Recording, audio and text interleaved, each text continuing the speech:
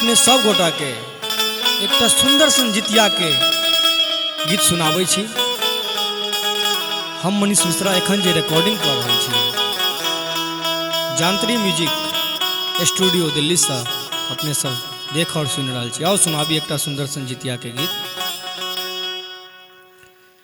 धिया पुता के ठैक सुता के,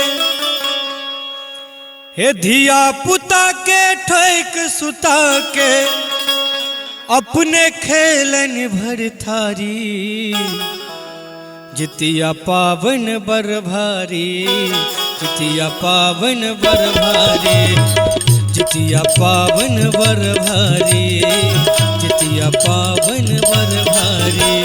धिया पुता के ठैक सुता के, धिया पुता के ठैक सुता के, अपने खेलन भर थारी, जितिया पावन बर भारी, जितिया पावन बर भारी, जितिया पावन बर भारी, जितिया पावन बर भारी।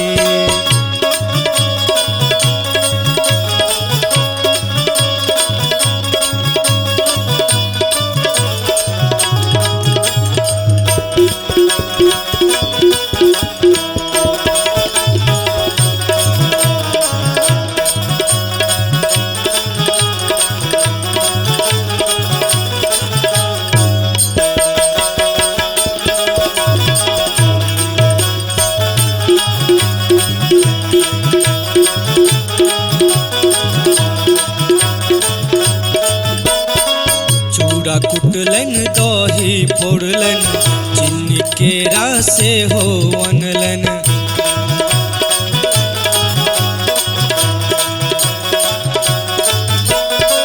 चूड़ा कुटलन दही पोड़लन, चीनी केरा से हो अनलन।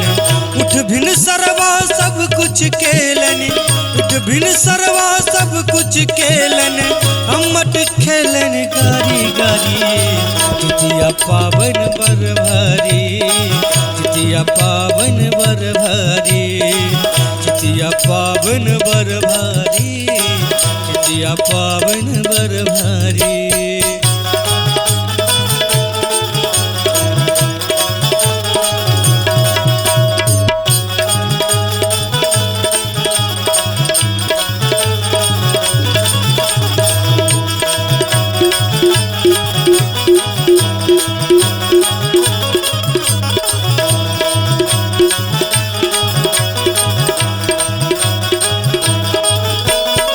सुन सुन हे रौ धिया पुता, तोड़े ललके लौह खर जितिया,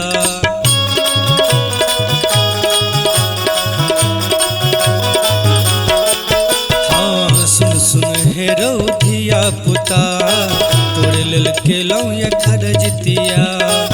उठ गन पेरे सब कुछ देबो, उठ गन पेरे सब कुछ देबो, अम्मट खई है गारी गारी, जितिया पावन बर भारी, जितिया पावन बर भारी, जितिया पावन बर भारी, जितिया पावन बर भारी।